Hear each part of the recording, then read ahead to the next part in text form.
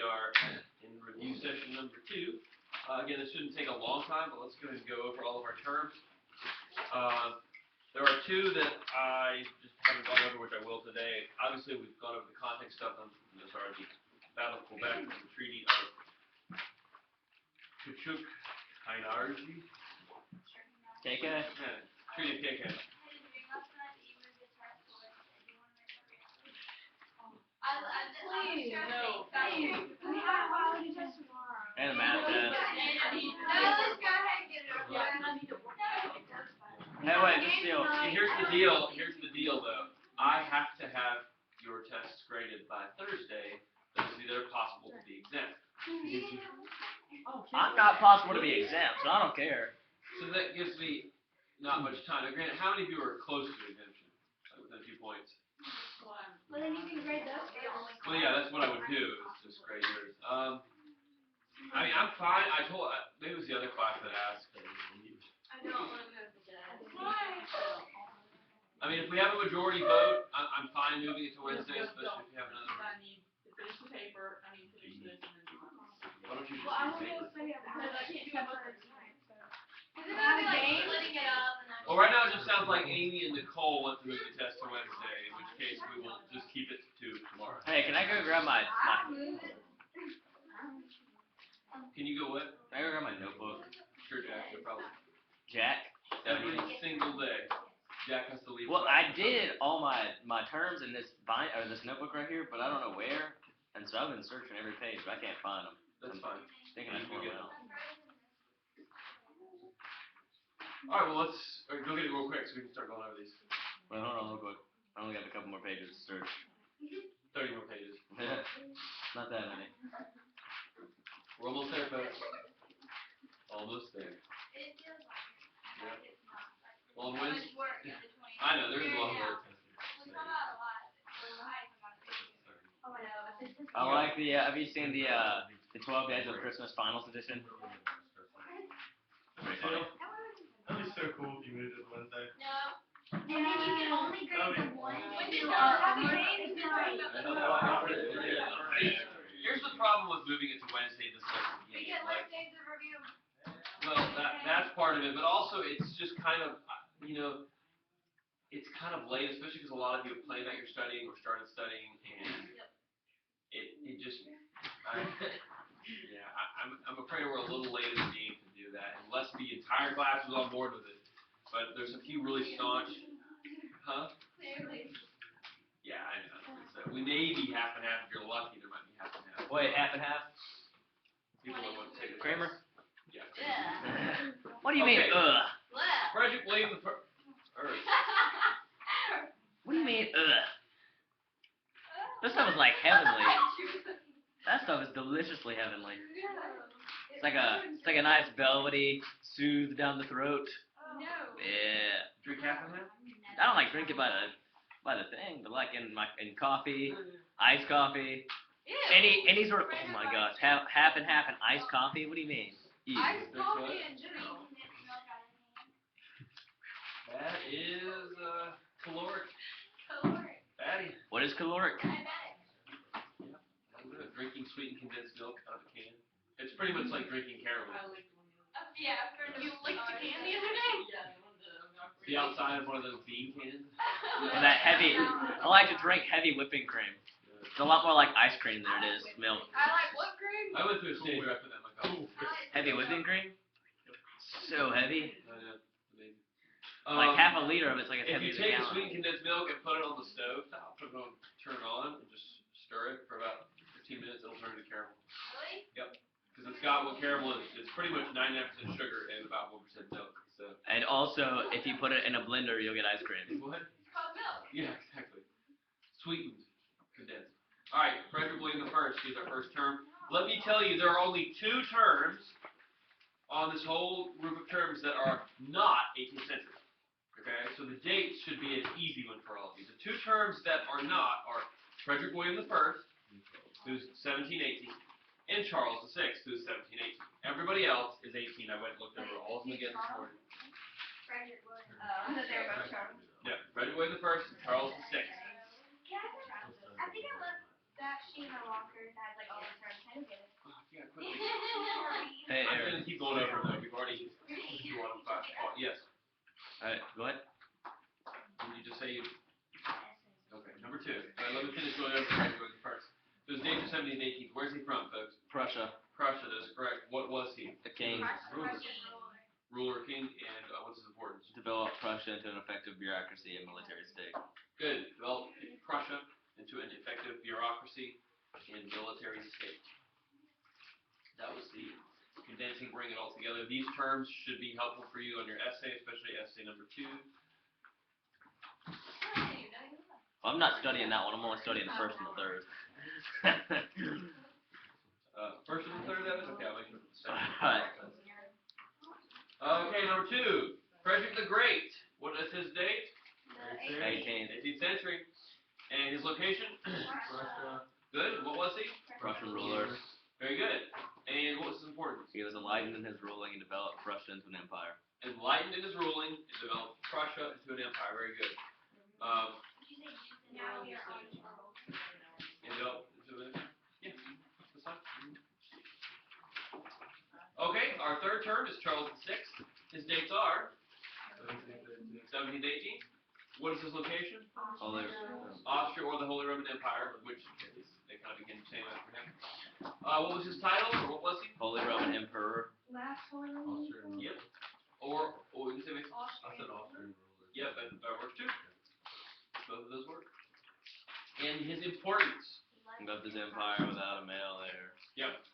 Left his empire without an heir, or you can put how he attempted to provide a solution for his daughter, but failed. You guys know about that. No, that's not actually all he's remembered for. That's just in this class all he's remembered for. And I said that very clearly at front that we are very barely covering Charles. We're really only covering his involvement in starting the War of the Austrian Succession. All right, Maria Theresa, his daughter. What are her dates? 18th century. 18th century. Her location? Austria. Good. What was she? Austrian empress. Austrian empress or ruler. And then her importance. She strengthens Austria's borders, finances, and governmental system. Good. 3 things. She strengthened Austria's borders, finances, and government. Okay. Think Frederick William I of Austria. She did the same exact things he did, except she did them in Austria. Joseph II, her son. His date? 18th. Good. His location? Austria. Good. What was he? Austrian king. Austrian king and ruler. And his importance? He ruled with enlightened principles, and despite highest efforts, he alienated the nobles and church. Good. His best efforts, I think is what you meant. That's probably. Oh yeah, I said his best. Yeah. Yes, ruled with enlightened philosophy, but despite his best efforts, he alienated the nobles and the church. And of course, we know that's because he freed the serfs, he cut out church special breaks on taxes and special privileges and things like that. Tried to make it equal across the board. Okay, transitioning to Russia, Catherine the Great, her dates? 18th. Good. And her location, of course, is Russia. What was she? Russian queen, Russian ruler. And her importance? Strengthened and centralized Russia and brought many enlightened rules to her country. Thank you. Yes, that's the idea. She strengthened and centralized Russia and brought many enlightened rules to her country. Emelian Pugachev, his dates, 18th. his location, Russia. what was he? Rebel. A rebel, and what was his importance? He launched the Peasant Rebellion, which resulted in the death of 1,500 nobles. He launched the Peasant Rebellion, which resulted in the death of 1,500 nobles. And of course, 1,500. I put 15. Well, and the 1,500 nobles includes their, a lot of wives and kids. It wasn't just the men, the noblemen, the noble families. A lot of people. All right, the treaty. Let me tell you about the Treaty of KK. What it was is, part of what Catherine the Great did is she expanded territory to a few key areas. I showed you a map of where, the Crimean Peninsula and the Black Sea, that she had gained some land and some other places. What she did is she signed a treaty with the Ottoman Empire. There were the Turks. You learned about them last year in medieval history. They lived primarily, took over all the Middle East and Turkey and all that. She signed a treaty with them for more land. And so this was really key for Russia. It gave them a couple new port cities and it gave them much smoother access into Middle East and other parts of Asia, into the Turkey and the Bosphorus, things like that. And so the Treaty of KK ensured that for us. Let me give you the specs on it. The dates are 18th century. The location is Russia. The what is a treaty. Or, yeah, the treaty's fine. Obviously, it's a no-brainer. And here's the importance. It gave Russia more territory and access to the Ottoman Empire. It gave Russia more territory and access to the Ottoman Empire.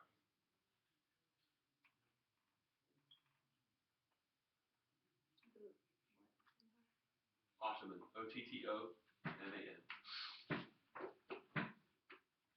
Which is on its way out. The Ottoman Empire is weakening greatly. And it has like a holster of strength. We'll talk about it a little bit later. But it's on its way out. It will collapse in this class. In this course. Austria-Silesia. Probably the simplest term on here is, of course, 18th century. It's a piece of territory. Its location is Austria. And what is its importance, folks? Russia took it from Austria, launching a conflict between the two. That's good. But I got no in Yeah, me neither. I thought we should have the one in the important. That's fine. Well, wait, no when and where. Oh, yeah, that's fine. I got a what. Yeah, I mean, obviously the where is Austria, the what, when. It's fine. But you need to know the importance. Okay, Prussia took it from Austria, which launched a conflict between them, or which began the War of the Austrian Succession. Which began the 7 Years' War. Which was the French and Indian War. Which, man, We got that. which gave us the Louisiana Purchase, True. because we bought it from Napoleon. We did, which would have been a little bit later, I think. French Revolution was in the 1790s. Napoleon took over directly afterwards. Because the Louisiana Purchase was a little bit further over. We kind of took over. I think we like, the bought Midwest. Louisiana in the 1820s. I think that's when we owned Go back and Louisiana. look. I don't really study. Well, then it would. Oh yeah, it would have been Napoleon in the 1820s. Yeah, I don't really. I haven't done American history for a while. Because they didn't like, or France stopped liking America after that whole French-Indian War happened, and then they had too many problems in France to take care of. Because France sided with the Confederacy in the Civil War. Yeah. Tried to help the southern states break free because they wanted to have part of the cotton industry. They wanted to get into the cotton and tobacco industry in the South. So they were excited about the Civil War. So England was trying to help out the Confederates too. They were like, you guys, already falling apart. But Didn't work. anyway, you'll get all of that and more next year with Blank and American history. Treaty of Eisenhower. The interesting history you mean? Oh. Yeah, I don't know. It's. I was speaking with a friend of mine's father a couple years ago. He's French, but he lives in Italy, and he asked what I taught, and I said I taught history, and he goes, "Where do you teach?" I said, "I teach in America." He goes, "America? What history do you have there?" It's like, good one. Which is true, you know. And this, you know, between the rest of the world, America has about this much history. Yeah, but that little bit's packed full of history. That's true. I'm not doubting it. It's a good course. It's fascinating, but it is fairly short. I mean, like the origin of our country is 1776. So, you know. Hey, I got a question for you. Did you hear about Orion launching? Were there people on there? I don't think so. I just saw like a little thing on it. And really Still, since you're in the specs and everything, have you watched their stuff? haven't yet. You gotta see it. It's incredible. I would like If to. you spoil that movie right now, I'll break your neck, throw you out the window. Have you seen it? No. That's why I said, I can tell you what happens. if you freaking tell me what If happens, you'll wait, please. I Take it out of the room. I may lose it if you tell me what happens. Aaron, have you seen it yet? You'll lose the plot. Is what you're gonna lose. I'll ruin the plot of every single movie I've ever seen in my life for you. I've got a running list at home of movies I've seen, and I'll go down that list and ruin every single plot twist. Anyway, let's not ruin the movie. We all know what it's like to ruin a book or movie. Aaron.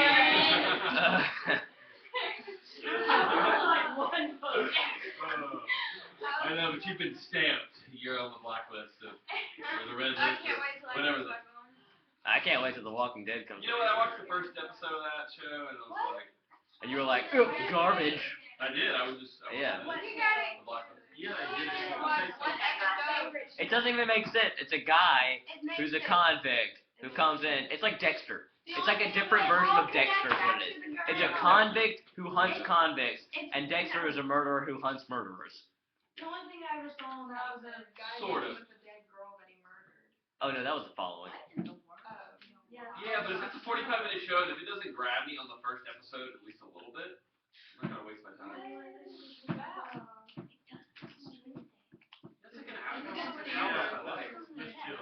Stay still and blow your mind. Yeah. So, Nightcrawler. When that movie comes out on Vivid. Yeah. Matthew McConaughey is so good in that movie. I don't like it. Trust me, if you watch it, you'll love him. He's so good at acting. Probably not. I don't like 45-minute hour shows. I like 30-minute shows. Because I very rarely have time to sit around and watch an hour show. And if it's not really good, It's worth the 3-hour movie still. I like shorter breaks. Well, then you should sit down and give yourself a little hour and watch Breaking Bad. Just restart. Oh, aren't there like 9 seasons of that show? Only 5. Oh, that sounds right. There's only 62 episodes total. That's like 50 hours of TV. Yeah, I've watched it all. Some episodes multiple times. Most episodes. Alright, let's get back here to the Treaty of Aix-Chapelle. The date is the 14th century. It is a treaty between European powers. As long as you, well, no, you'll mention European powers and then what? For the importance, I'm sorry. Just a treaty. That's fine. Well, I already wrote between European powers. Just a treaty. Not very often does Amy make fun of people. Alright, Rude, let's keep moving on. Anyway, what is the importance of the Treaty of Aix-Chapelle? Where's it at? Oh, Europe. Where's it at? Right in front of you. Middle column, on the bottom. Black letters, white page. Somebody point it out for her. Anyway. I don't know what we're talking about. Where's it at? Important. You said where's it at? I was telling you where it's at. The word Europe is like on the page. What's the importance? Ended the war of succession and gave Austria their land back. Most of the land back. Yes. Yep, or you could put European powers minus Prussia signs to give land back to Austria. Essentially the point was, everyone except for Prussia gave Austria their land back. Ended the war of. The Austrian succession. Just say ended the war.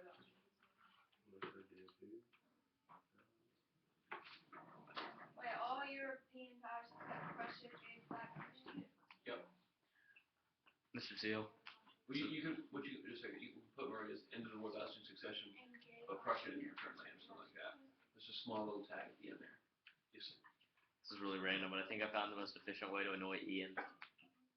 How kind of you. I just start calling things. I keep on asking him if things are Japanese or if things are Chinese, but I know that they're obviously Japanese. So I'll run up to him like, hey man, you have a bunch of like you know about the ninjas? They're all Chinese, right? And they're like, no, they're Japanese. And I'll bring up all these Japanese game shows, and he'll get so mad telling me that they're all You Japanese. know all But it makes you sound like a dumb American who thinks everything East Asian is Chinese. I know. It's hilarious every time. He is, and he never actually gets mad, but he's like, no, that's Japanese too. It's hilarious. And they're like, so sushi's definitely Chinese, right? Like, nope, definitely Japanese. Oh, brother, all right. Well, yeah, the Middle East is also I just know it's all like, you can't go wrong with that. But I like to call it Chinese because he lives with me, but then he's always like, nope, that's Japanese. Is he Korean? No, he's to be Chinese. fair. He's from The United States is besides China. He's from Buhao district. Anyway, let's move on. I believe we are on the Battle of Quebec. Let me tell you what the Battle of Quebec was. The end of the French-Indian War. As I told you, the British were losing at the beginning, but they started to come back. The French had holed up in their fortress at Quebec, which was kind of on like a cliff, and they had walls around it. Well, the British launched a night attack where they literally scaled the walls of this cliff during the night. I think it may have been, it was either Christmas night or something like that. It was like a cold winter night. The French were like all holed in with their fires and all that, you know, they're thinking no way the British will come. The British launched an attack. They snuck in. They were able to open parts of the city.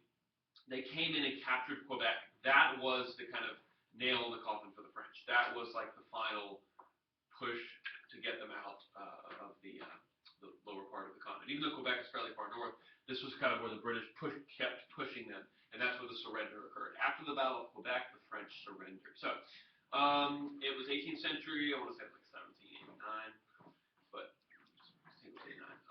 To go in 18th century. 18th century, where you could put North America or you could put Quebec.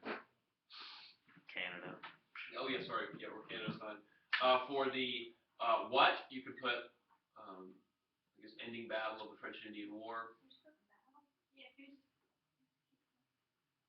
No, it's obviously a battle. We're not gonna make. But that's obviously a treaty. Okay, well then we can add to it if you like. I can do like one or two, but now there's two treaties and a battle. I'm just gonna put what a battle. What's the battle? Battle in the French and Indian War. The importance against mounting odds, the British attacked and captured Quebec, forcing the French surrender. Can you say that one more time? Yes, against mounting odds, the British attacked and captured Quebec. Against mounting law?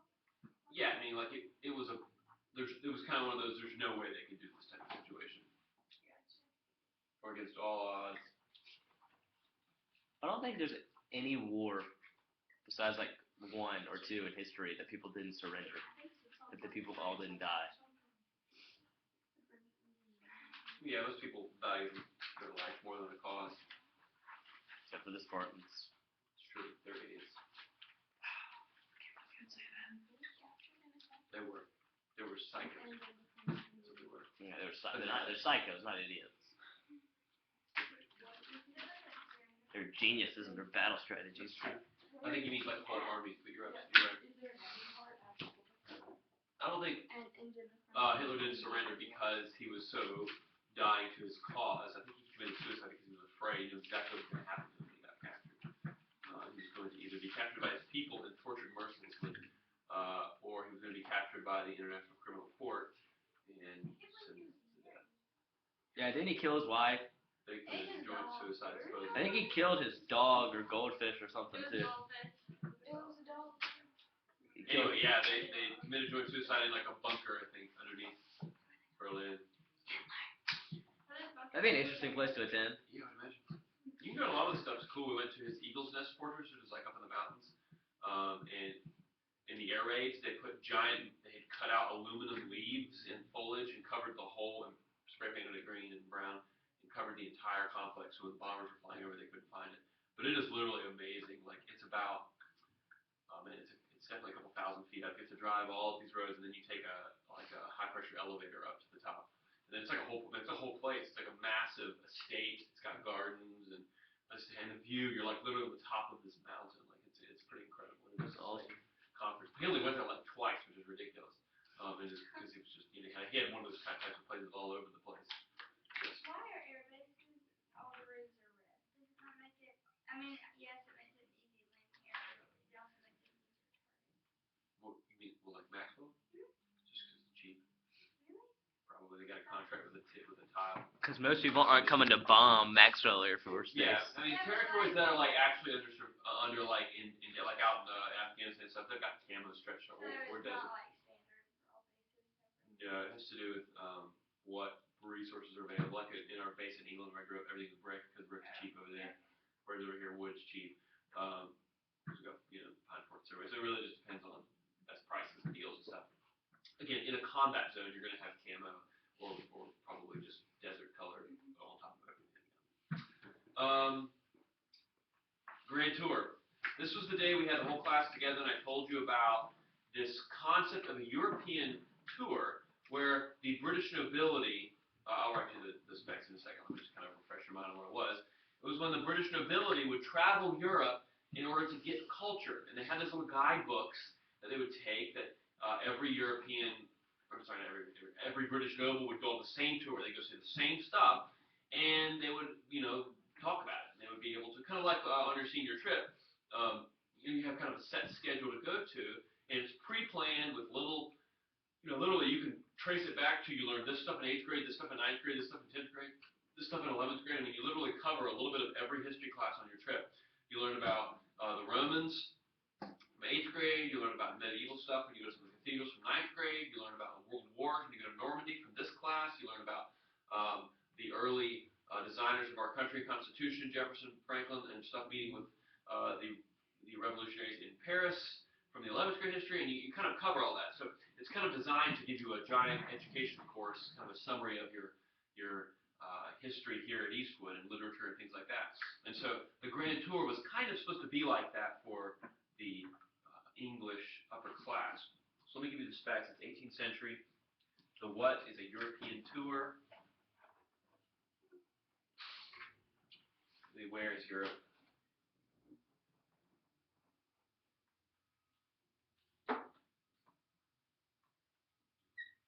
And then the importance was, it was essential to the English upper class to develop a love of culture. Essential to the English upper class to develop a love of culture.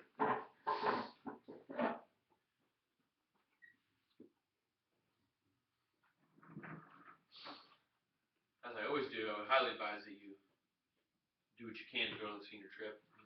This class has been very active in fundraising. They're going to spend less than any class they've ever had to spend on the trip, because they've raised tons of money.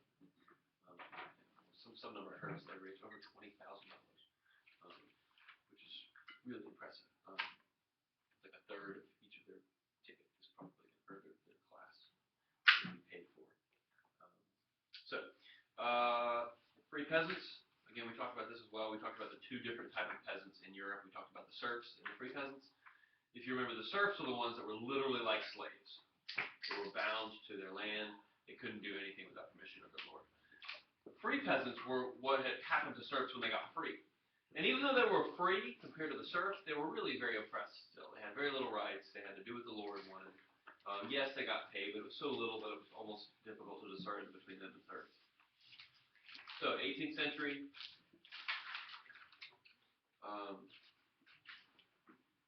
Where is Europe? Their what is lower class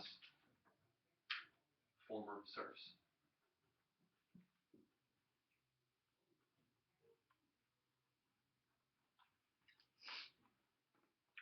And of course their importance. Compared to the serfs, they were free, but truly they were oppressed.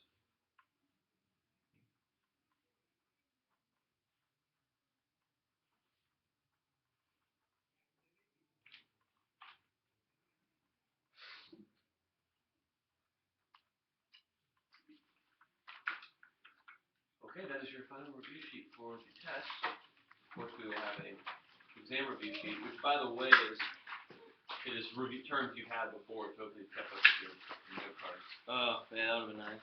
Yeah, I told you that first day of class. Right? Yeah, I know. I forget a lot of stuff.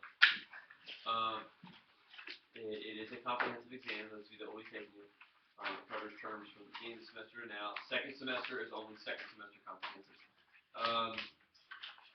There are a few, I think there's one or two new essays, but for the most part, it's new stuff. I mean, it's former stuff you've worked on. It's just there's a lot of it. And it isn't open notes. It's closed notes. It's, yeah. You said open notes? Yeah, I did say open notes, but it's not open. It's being not open notes. What? It's not open notes. Okay.